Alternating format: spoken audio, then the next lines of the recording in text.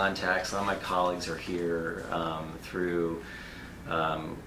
Went to Chaminade College Preparatory, and then, like I said, went to Truman. And so when I decided to go into accounting, it came easy. And so that was something that when I went through the whole process of trying to figure out what I want to do with my life and those type of questions, I enjoyed it. And that's something where, it's almost like a puzzle, putting together a lot of the aspects of whether that's a client's problem or an internal problem. How do I make the businesses more profitable? How do I look at those type of challenges? And so accounting, like I said, came easy, but also it was a tool that I could use to help other businesses grow. And so when I realized, going through my first 10 years of public accounting here in St. Louis, I was able to meet a lot of clients and a lot of business developments and a lot of different types of clients, whether that was small manufacturing companies all the way to service, all the way to large construction clients. It was very easy to adapt and understand what their issues were. And so my first 10 years out of college, like I said, was in public accounting, and I worked through those type of challenges. And then I left public, started a family, and we all know starting a family is going to be very challenging. And so I went to work for Emerson here in St. Louis. And so a lot of people say, why did you leave public and go into private? At that time was a very good decision from my perspective, because I was able to see the public accounting challenges, but then also went into Emerson, where I went back and got my degree, my MBA at Washington University. And I was able to wear many hats. So, before I would help a client, okay, and go through their annual reporting and talk to them on a monthly basis. How are you doing? What's your challenges? And then I start a project, and then it would end the project. I'd issue the financial statements, and then I'd talk to them about it once every month. Working with Emerson, though, I was opening the doors. I was making the coffee. I was making sure that the general ledger was reconciled. I was making sure our supplies were coming in timely. So it was more of a holistic business developer, and I was able to see how a company runs. And so for the first 10 years of my career, it was more of helping a client, but then I flipped the coin, and I went to the other side of the business, and I was making sure that we kept our lights open. And so that, I think, was a very good business development side of my career, because now I can see what all of our clients are doing every day, and so I can relate better to their challenges. It's not just about financials, it's just not about assurance anymore. It's about what can I help them do to get through their next challenge, and let's get past this and go on to the next goal, and how do I help them succeed in that, making that goal become reality. A lot of our clients have bank or regulatory requirements, and on a monthly or quarterly or annual basis, we issue financial statements, actually their financial statements, but we put an opinion on it. And we assure that either their financial statements are materially accurate with GAAP, or that they're in compliance with a particular grant agreement, or that their internal control is effective and operating effectively. And so that's kind of in a nutshell what assurance means. But I look at it as a little bit more than that. I look at it as that's a part of our job here at Purk & Associates. But I really see it more as client service, because most of our clients will say, okay, we'll need an assured financial statement from you, but I also need you to think about this, and how do I get into this regulatory area? Have you ever worked with grants before from the state of Missouri? Sure, we have, and this is what worked, this is what didn't work so well, and this might work really well with your business, And so that's the type of, the assurance is important, but I think it's an arm of a lot larger aspect that we can bring to a lot of our clients. And I think the easiest way to do that is you just listen, to be honest. You listen to see what they're going through, you listen to see what their challenges are, and they'll tell you, they'll talk to you, and you just got to keep up that rapport with them. I think that's the biggest thing that any professional can do in the St. Louis area. A lot of our clients want attention. They don't want to learn about the accounting, to be honest.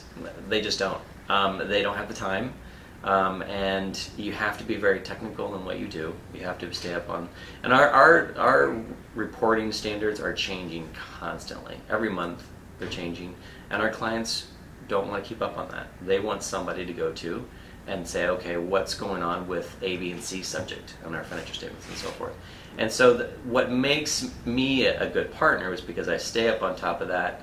I market that with our clients, and I make sure that they're aware of the new standards that are coming out. So they don't have to worry about it. And so that's one thing I want to make sure is, they come to Purk & Associates for a reason. They come to them for timely feedback, for timely reporting, and someone who actually knows about their business and the challenges that they're going through. So that's from like an external perspective, which is almost as equally as important as our internal aspect of our business. Because let's face it, the first branch of our business are our staff. I mean, I'm not out of my client's office every day. A lot of our staff are. And so you have to make sure that our staff know about the new standards. I implemented a quarterly lunch and learn process here. Every quarter we've got lunches, and we've got, this whole room is filled with people. And we go over new standards. We go over new reporting aspects that are coming out. People read about them, but they don't know the detail behind them. And so those are the things that I wanted to implement, as making sure that our people were trained properly. And that's a huge internal aspect that has to be done, because like I said, they're the first people out in our client's office sometimes. They are not a huge company. I mean, we all know that as far as the number of size people.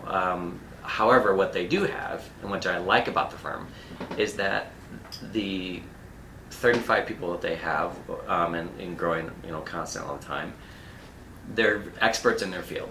So it's not like the mix of our staff are 50% kind of know what they're doing. All 100% of the people know what they're doing. They're very good at what they do. They've been hand selected by the partners.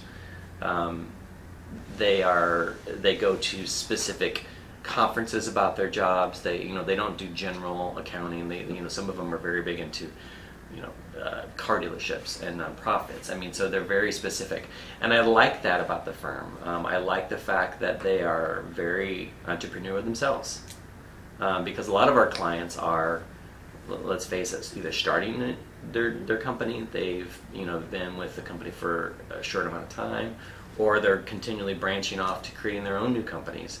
And there's something about this company that I also enjoy is the flexibility. The work-life balance is amazing here. So like you said, I've been through another firm before for 10 years, and I went into the private sector. And the environment of both of those firms are just night and day compared to this company. So the interesting thing also too is they value who you are as a person and a professional, what you want to do with your career, how you want to grow it. And it's not a very check the box 8 to 5 company, because they realize that they can't grow that way. They realize that they want people out meeting with clients at lunchtime, or going to associations in St. Louis, meeting professionals, not just sitting behind the computer for 8 hours a day or whatever the case may be. So they definitely want that type of person who's going out and making new contacts. Always responsive. He's responsive and he's organized. And that's the biggest thing I've been told pretty much through most of my career. Sometimes I like it, sometimes I don't, because I wish people would use other adjectives. But yeah, organized and effective and responsive. He calls me back. Like I mentioned earlier in our conversation, you have to be responsive to people. You've got to be respectful of their time, and they'll be respectful back to you. And so that's the thing that people would probably say without me in the room, is that genuinely he's professional. He responds to my questions. He comes back with research data. That's not just his opinion. It's here are your options. And that's another thing too you mentioned about what makes a really good professional. I've been told several times by a lot of my peers, about my mentors as well, you always give clients options. You never really tell them yes or no. People don't like a black and white situation. You give them options and you let them make the decision. And so that's something that I probably would say too, is TJ comes back with 3 or 4 options. Some of them may be gray area, some may be black and white, but at least he says here, here's the 2 or 3 areas that you can, here's your research, and you make the decision. Yeah, some are riskier than others, but that's true in our industry. You've got audit or tax and those aspects. Some things are a little more risky a tax presentation. Same thing with financial statements. Purk in associates is a great part in their career, in their professional development. They're continuing to grow. They want to make a larger footprint in St. Louis, and they have the people to do it. And so that's one thing that I want to do is I have the backing, I've got the experience, I have the academic, experience. It's now I want to take this company where they are now, and I want to see it grow, and that's something I want to be a part of. Some people say it's the smallest large city that we have. I mean, you never really you always run into people that in St. Louis. Born and raised here makes a big difference, but I do like the fact that it's very culturally diverse. Some people disagree with me on that, but I do think it's very, very culturally diverse.